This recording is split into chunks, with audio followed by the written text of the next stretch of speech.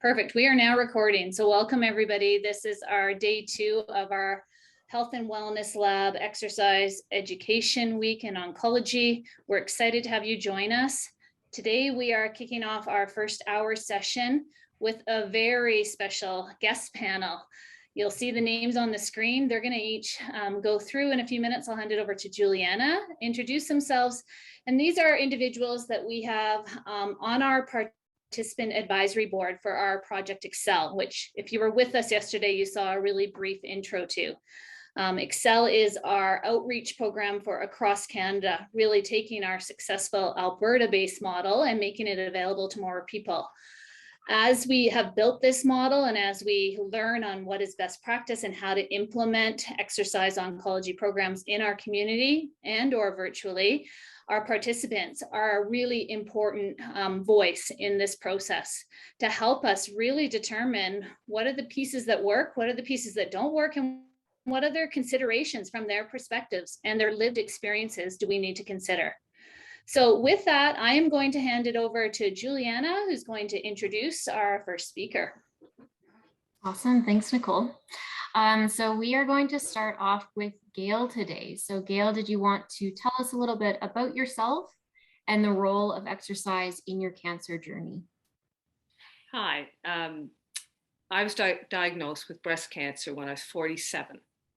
That's almost 25 years ago. So I know everybody has a different story to tell.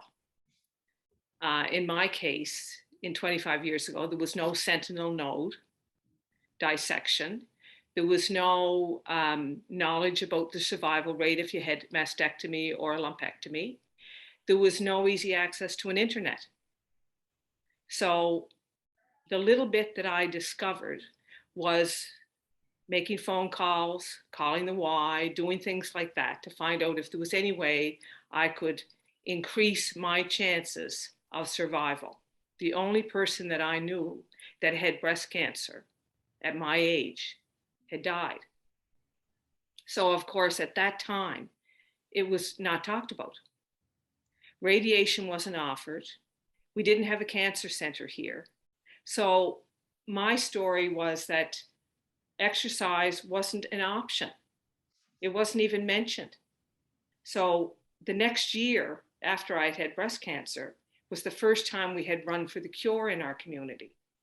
Many of you would be familiar with that. It was on a treadmill at a car dealership, one treadmill.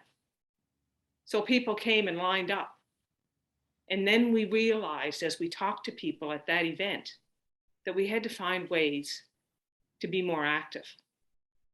I investigated and discovered different things.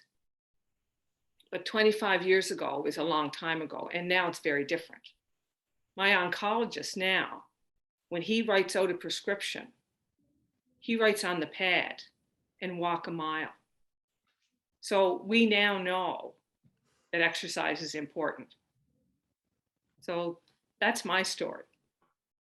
Awesome, thank you, Gail. And so Gail is joining us from Nova Scotia, and you were able to join our Excel program. So what did you like about being a participant in one of our exercise oncology programs, Gail? So I was able to discover the Excel program through an article in the newspaper, talking to a professor at Dalhousie, and who was connected with the University of Calgary. And I said, I don't look like I fit into this program, but I'm going to apply anyway. And thankfully, I was able to join the program, and I found it wonderful. I'm in my 70s now. I was starting to have hip problems and leg problems and heart problems and the kind of things that come with age, but they also come with age because you're not doing a dedicated program. I was having to take Tylenol at night to get to sleep. After 4 weeks in the Excel program, I stopped doing that. I realized that I could get back to my kayaking and my snowshoeing and my skating. And it was all because I feel of a dedicated program for exercise. So the timing was good. 10 o'clock in the morning worked for me. I got to meet new people during COVID. Even if it was on a screen, I was happy to see them. I live in the country, so I didn't have to go somewhere to do it, and that I found was wonderful. And the people that were in the program seemed to be very well knowledgeable about terminology about cancer. They were knowledgeable about our weaknesses and our deficiencies. They explained the jargon to us, like what's a glute? I didn't know what a glute was. So even things as simple as that for people coming into a program that had never done exercise programs, I found it very beneficial. So what would I suggest that you do anything different? Well, the only thing that I could suggest is maybe having people in some of the programs be around our same ages, if that can be offered. I don't know if it can. And that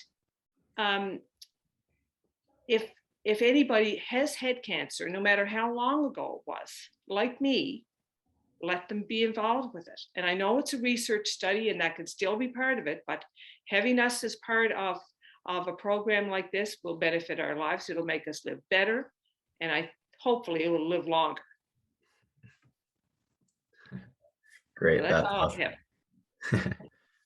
Thank you for sharing, Gail. I appreciate that. And it's so awesome to see how far we've come from 25 years ago to now, and to see that you're finding all these benefits even so much later. It's great to hear. So we'll move it on to Dwayne. What about you? What role has exercise played in your cancer journey?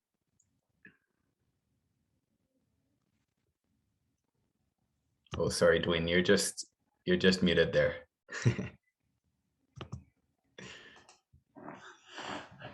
This program has been a major impact on my life. I'm a stage 4 lung cancer patient, a non-smoker. I was diagnosed in summer of 2019. Wasn't particularly expected to live very long. Early side issues where the cancer had metastasized needed to be dealt with. And as that got under control, I was asked if I'd join something called NPAL.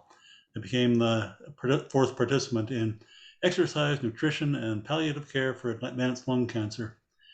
There were many things in there besides exercise, but the one that has really stuck with me is the exercise. It changed me from avoiding activity to embracing it while not being discouraged when I hit limits. I got back to working around our acreage, fixing fences, creating firewood, and the like. And up until then, I had been resolutely avoiding doing anything significant because I thought I couldn't, and I thought it might cause me harm.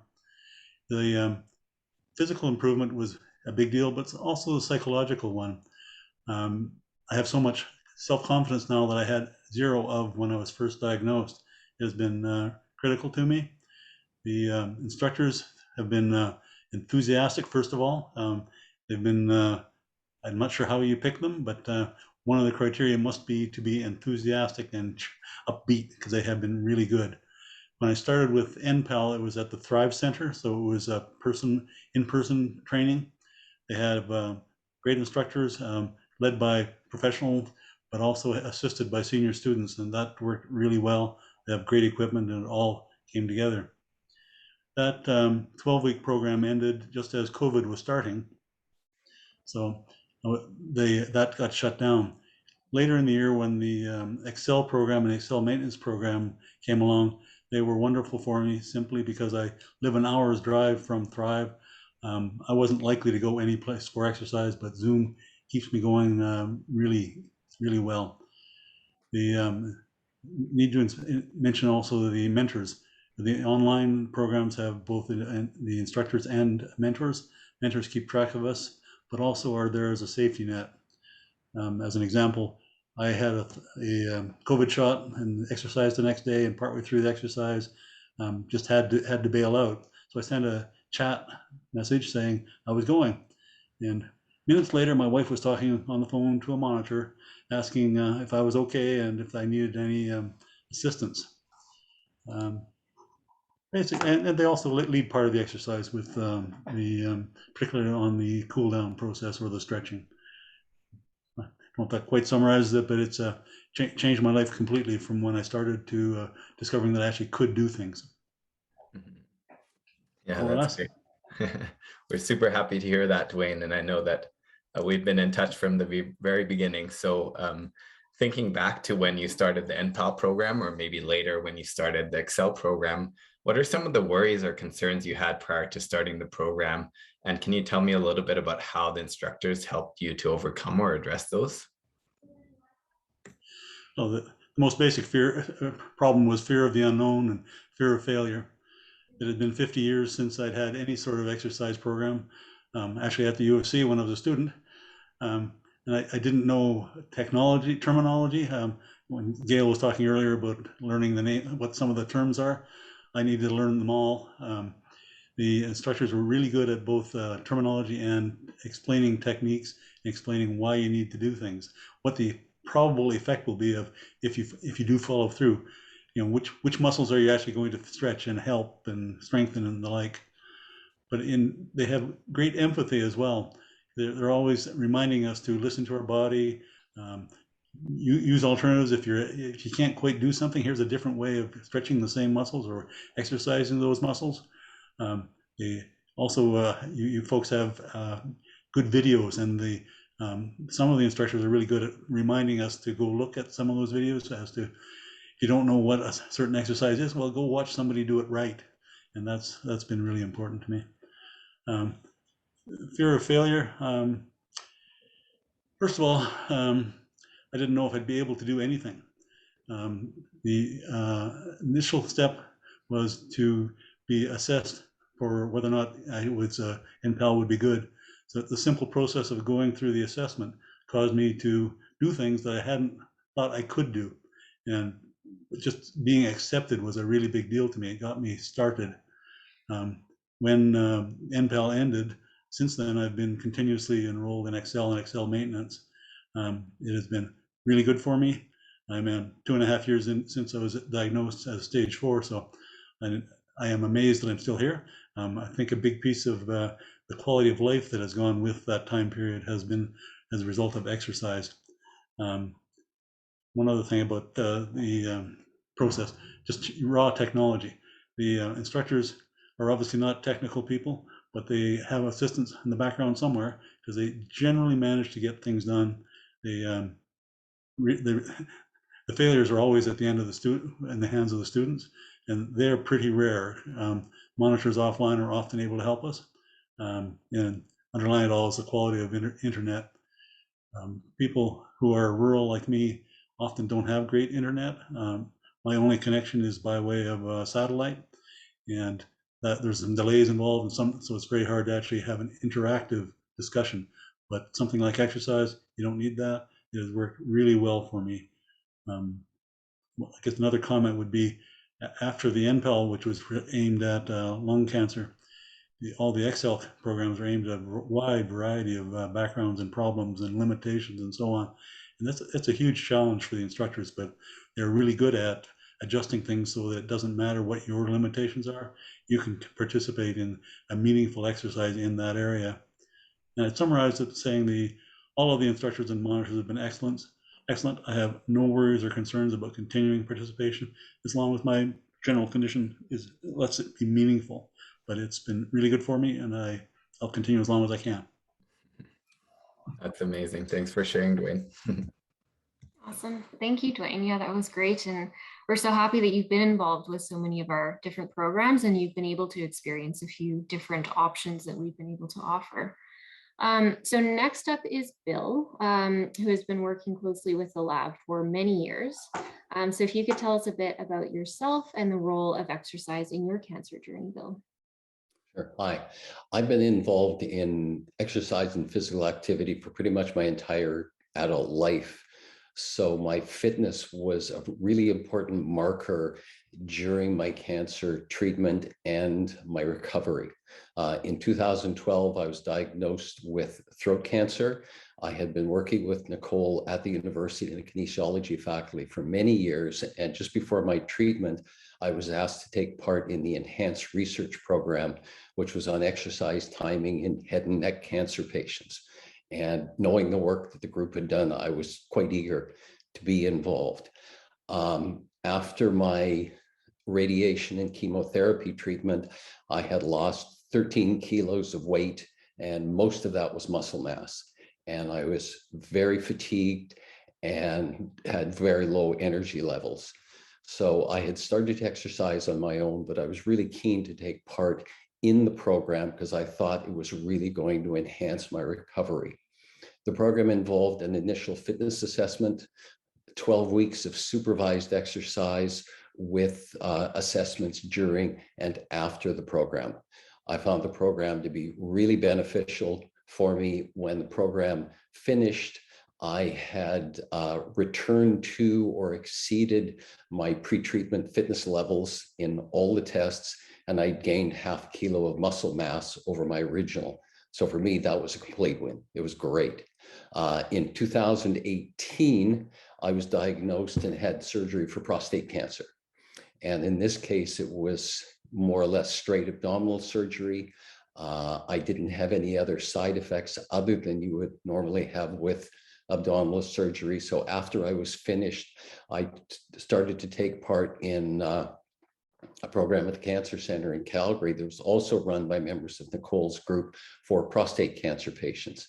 I took part in 2 of those, and because I didn't have any other side effects and I was exercising on my own, I didn't take part in any more of those, but I was able to observe what was going on with them. Awesome. Thank you, Bill. And just as a follow-up, what has impressed you about the instructors in the programs that you've been involved with? I would say there's 2 important things. The first is their background knowledge and their ability to use that to help recovering cancer patients. After my throat cancer, the enhanced program had people specifically with throat cancer, but they came from a variety of backgrounds with experience in physical activity and exercise, and also a wide variety of physical and psychological states going into the program, depending on the kind of side effects they were having and other socioeconomic factors in their lives. And I think the instructors did a very good job of taking what was, in a sense, a standard program and modifying it in a way that provided each of us with a way to be challenged at an appropriate level and something that could help us.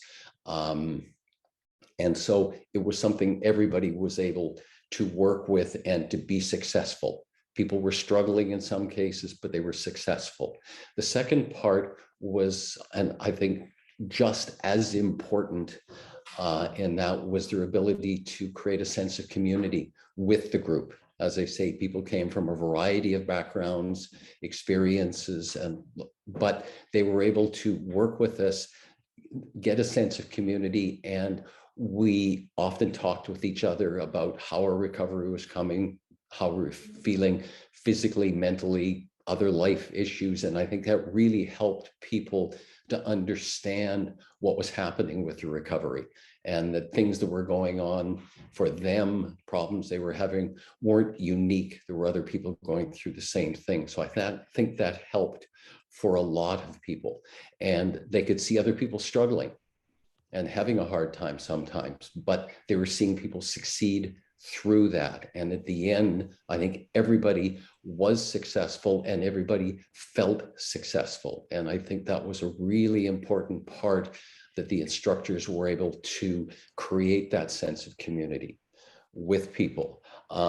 With my background in physical activity, I think I had a big advantage over lots of people because I had a much better level of general health and fitness than most people do.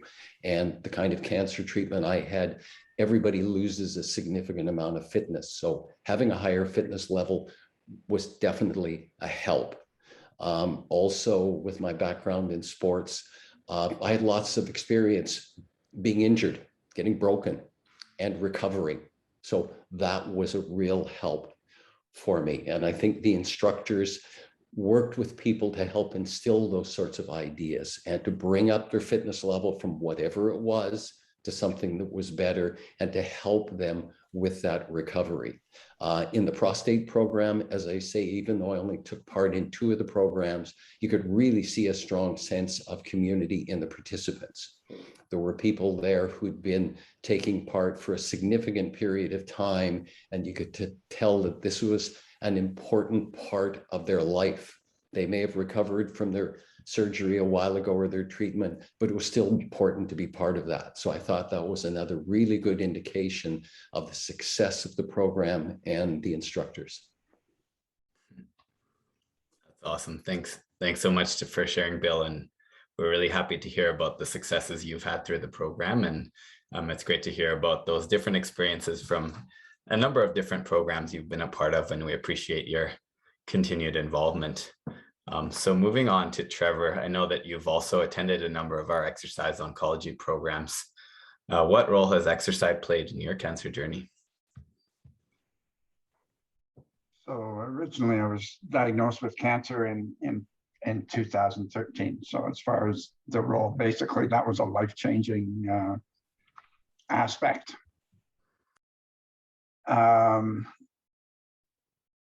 The surgery was done, and then there was radiation afterwards. And fortunately, that's what qualified me for that 12-week program. Originally, I thought I was only going to be creating data for that program, but it was me that benefited more than I believe the data that I've created for that study, which was a total shock. The reason it changed was that it started giving me control back that I thought that I had lost from the cancer. The exercise was 3 appointments each week, which were appointments which I did not want to miss, regardless how I felt. That's the main. That's great. And it seems like your dedication to doing those exercises has definitely paid off. So that's awesome. And in terms of your own experiences, what did you find were the most important advantages about having instructors with really specific exercise oncology training, and kind of building on what Bill has said earlier? What do you think are some of the most important traits in a competent instructor, and why? So I believe number one is they've got to be able to understand and work with people. Unfortunately, the main reason they meet people or participants is for a reason which those participants wish had not happened, and they do not want to be there. And sometimes that can be a difficult barrier to break.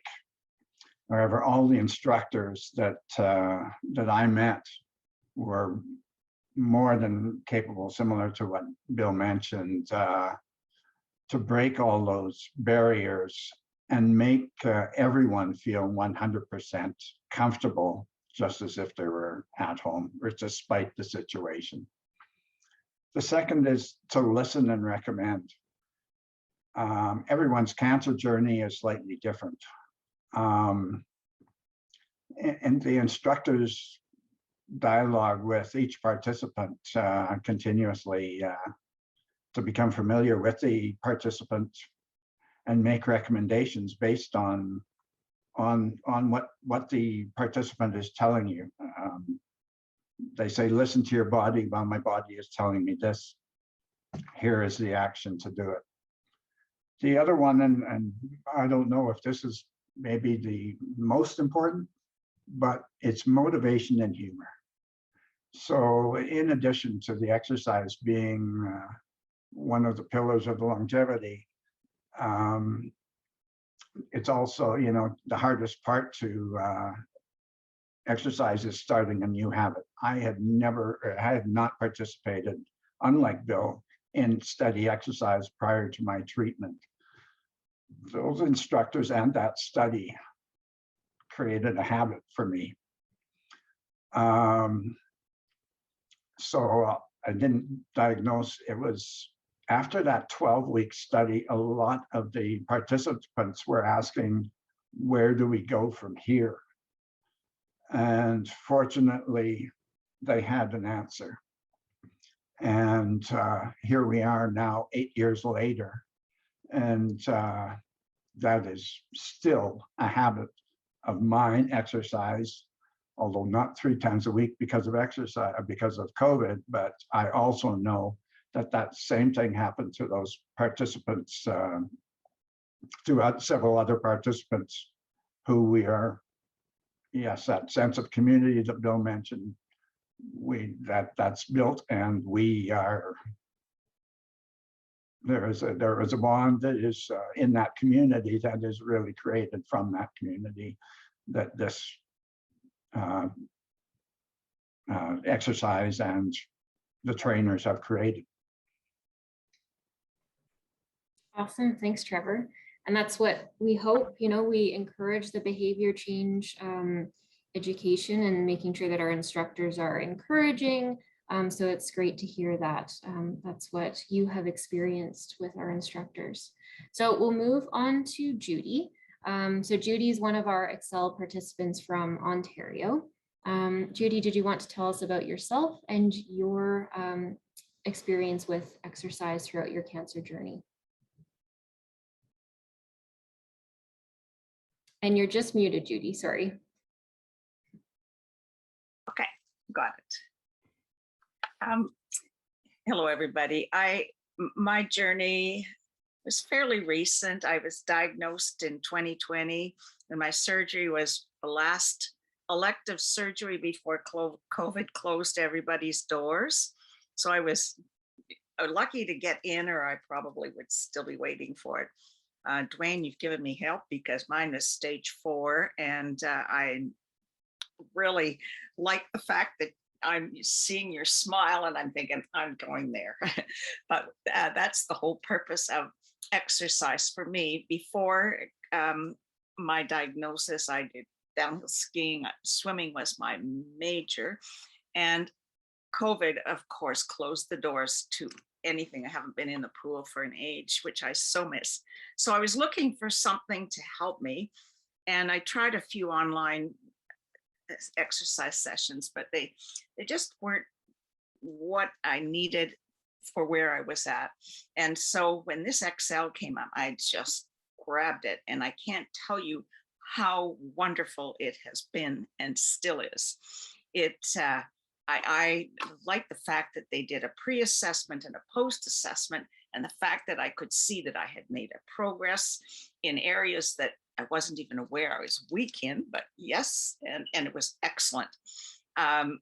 It has given me confidence to strive to get back to where I was, and that I'm, not losing it in my mind.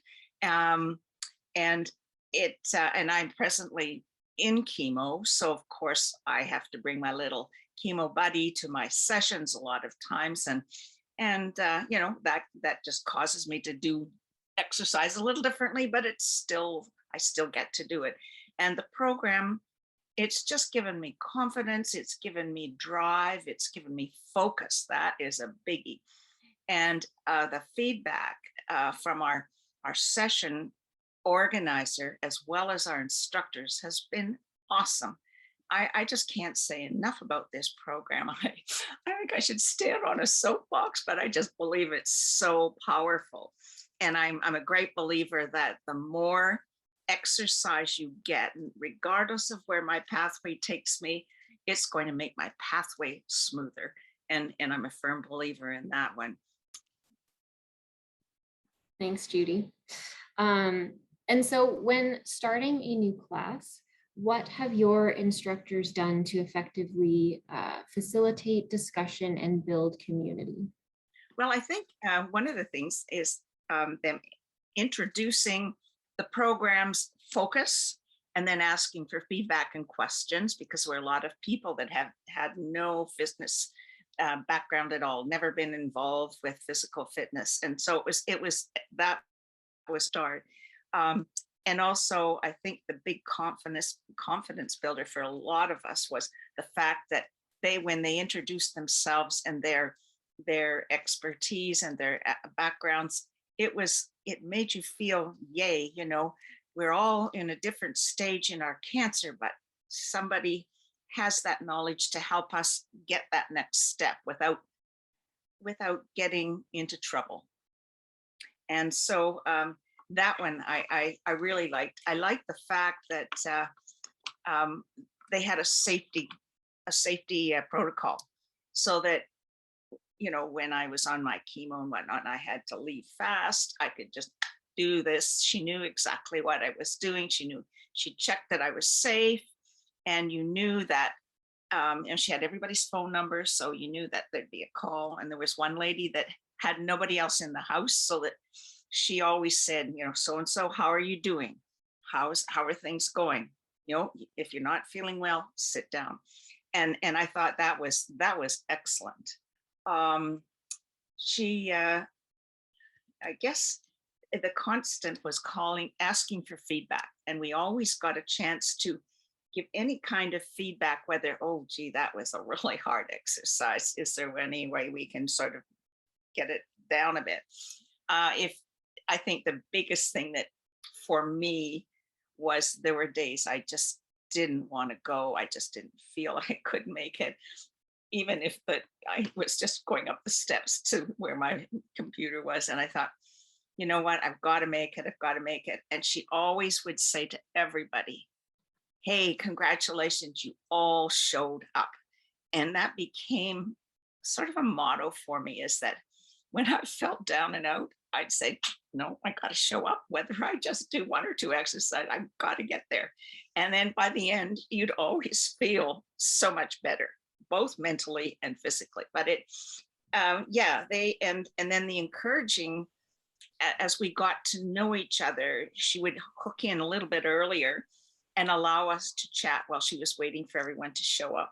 And it was really neat to hear, because we were all over Ontario hearing, oh, it's snowing there. Oh, it's 25 here. And, you know, somebody was taking their class right by the lake, and the rest of us had a fan over our head. And then the next thing you know, it's snowing and somebody's just seen a moose. It was excellent. And so, and then, you know, if somebody had to leave because they were going to surgery, or they came back and we were able to welcome them back, it was very pleasant. And I did the Excel program, which I absolutely loved, and I felt like I knew I could actually see progress.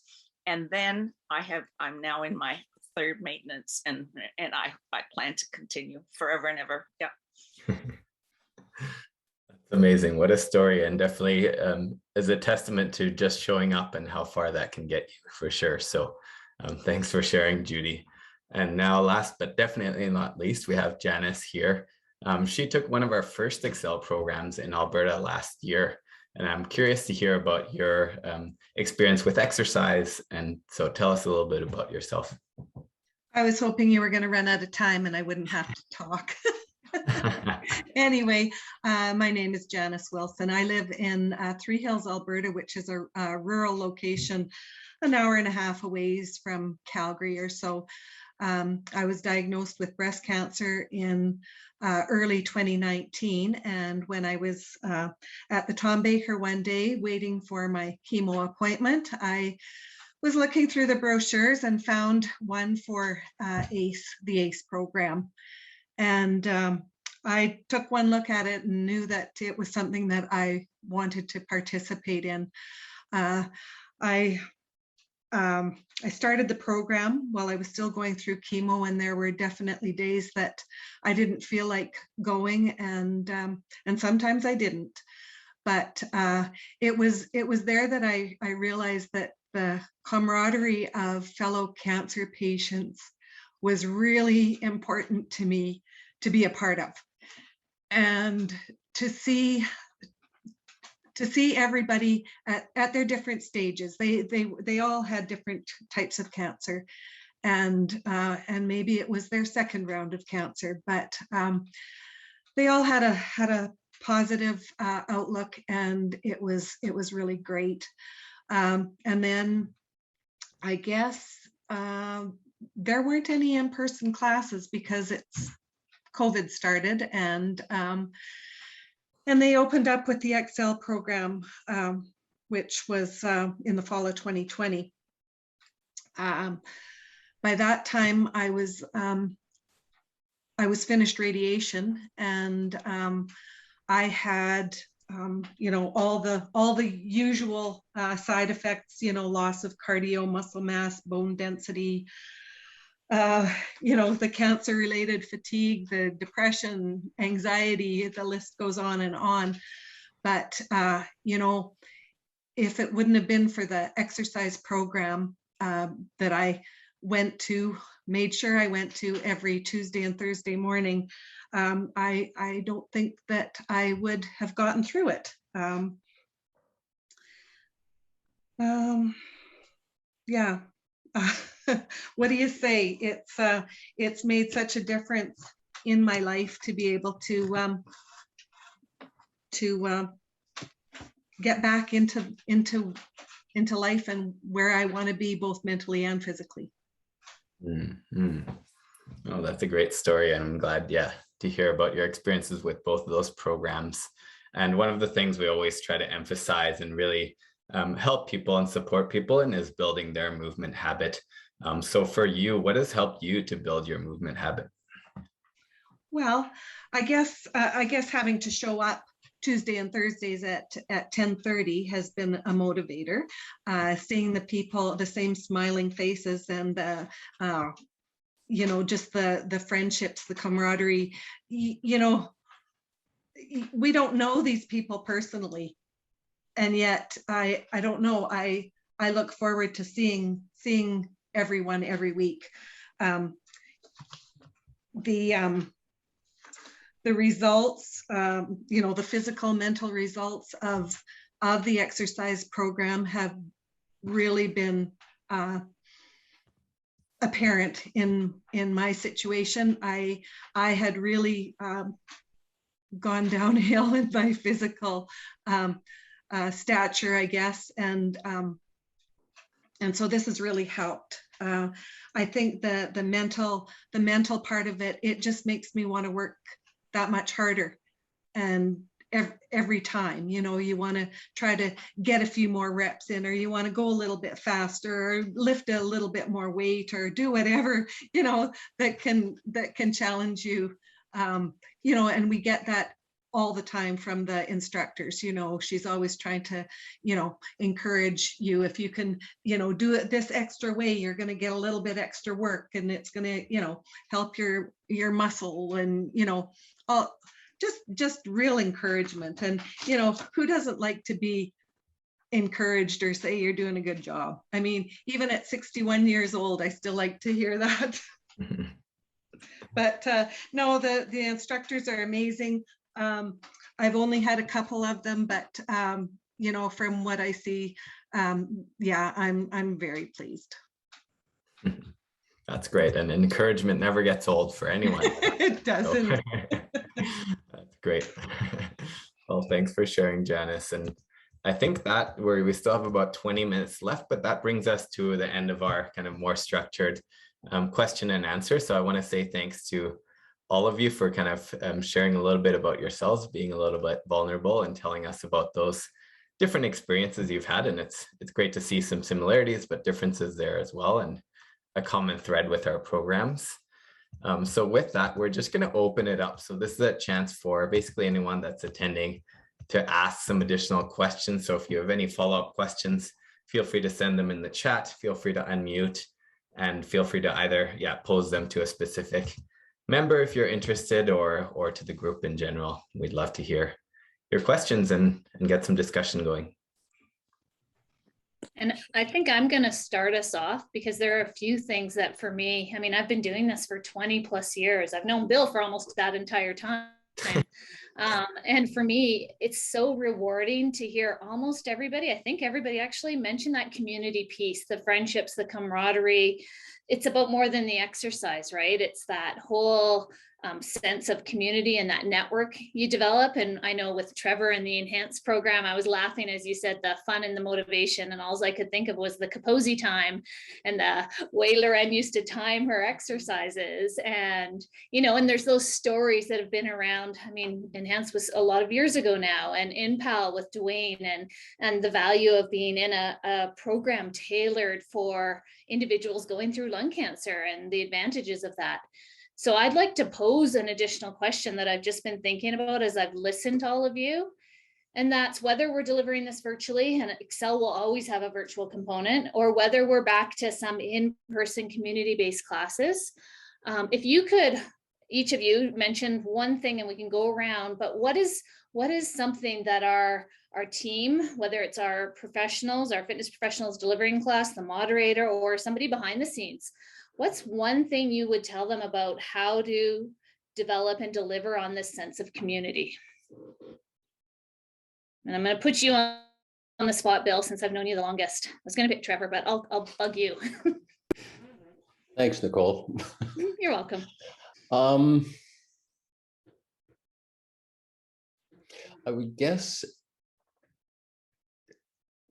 as you become more proficient and more experienced in working with cancer patients, to use that, as I think all of my other colleagues have said, to try to understand the individuality and the nuance of cancer recovery. The programs that you're delivering have a commonality to it, but unlike working with healthy individuals, I think there could be much more diversity in people's physical and psychological status when they go into the program. So anything that you can do to try to understand where people are when they're beginning, and to help them as individuals, but draw on those differences to help to create that community. Because as I mentioned, as everybody else said, that's such a key part of what's there. The physical part is obviously key, but if you're so important to help create that sense of community and keep people coming back, to keep people motivated, because I think lots of people have said it's hard. Sometimes it's really, really hard, but it's that community that keeps us coming back. And that's just absolutely critically important. Very well said. And I do think it is that tailoring piece, whether it's at that physical level, the psychosocial level, that will help to build that community. People feel seen, right, and engaged. Gail, I'm going to pick on you next. What would you say to the team or instructors? Well, I used to teach, and I have an understanding that these professionals that are listening to us today are wanting to teach us about exercise. And it's their job. And those that select to come into this particular area of exercise to work with people that have cancer have to really want to do that. I think it's important that we don't have expectations that just anybody in the professional physical activity environment can do this, that their schedule says that you're going to turn their computer on at 7 in the evening and be finished at 8, and then they go off to do their studies or do their other part of their life, that this is just their job. So it's knowing that, okay, within the hour, do we take a few minutes at the start of it so that the participants can interchange and talk to each other and to the instructor? Or do we add an extra little bit of time onto it? And then do those professionals get paid for that? Like, I realize that there's all those little bits and pieces that sometimes come into play here.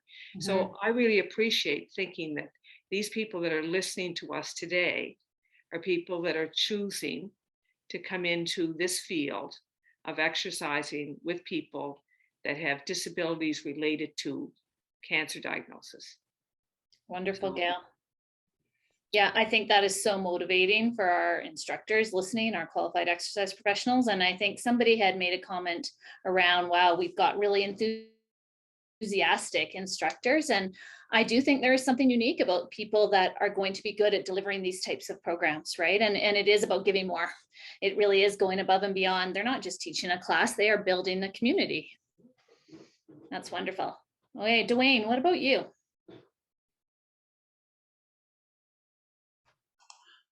I was the one who made the comment about how they all seem to be really upbeat and enthusiastic. And I think that's really important. It translates into the group. I think it's really difficult for the instructors to do very much with each of us individually. I don't know, there's maybe a dozen or 15 people in the program that I'm most recently in, but they end up causing the whole group to be upbeat. There was a reference to somebody, Judy, I think, somebody seeing my smiling face. The whole group is generally smiling. These are all people who have a really bad health problem. Yeah. And somehow during the exercise program, they're all upbeat. I haven't seen anybody be negative or nasty or say something bad. They're all upbeat. They're there for a reason, and they think they're getting something out of it, and I believe they are, but they're just consistently upbeat. So from an instructor's point of view, you need to be able to work into that kind of an environment. You need to be able to be part of a positive world. For background, I've been a member of something service club organization called Optimist International since 1974. And I really am impressed by how optimistic these people are. It's been really good to see. That is awesome feedback, Dwayne. And you know what? Part of our training is about building a positive motivational climate. So clearly we're able to do that and have people be engaged and build that right environment, because again, it's part of that unique population that they're serving, and that, you know, we need to come in, and it's not that toxic positivity, but it's just about bringing good energy, yep. Right? Yep, really positive, not just faking it. That's right. That's awesome, Dwayne. Thank you. Trevor, how about you?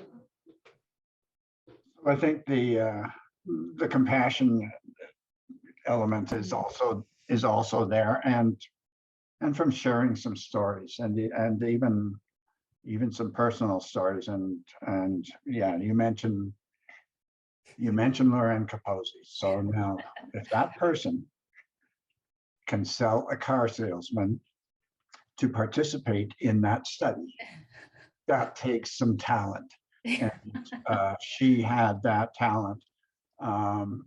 As I maybe indicated earlier, I thought it was only going to be contributing data to a study. What I got back was totally unrealistic, not prepared for. And all of the instructors had that compassion, and that's over the past 8 years. I don't know how they are picked, but they definitely have that element, and they make that program successful, in my opinion. And they also make me want to come back. And here I am 8 years later. That is why I am still there, and I will be still there as long as I am still here. Well, we hope that's for as long as we are running programs, Trevor. Awesome. Judy, how about you? Just have to unmute, Judy, sorry. I know, Zoom. Old age. Yeah. Anyway, I have a couple of things, and one that I think would have helped our session get that community sooner, because we got to it. But yeah. I think if each person had been given a time frame just to introduce themselves and tell as much as they felt comfortable about their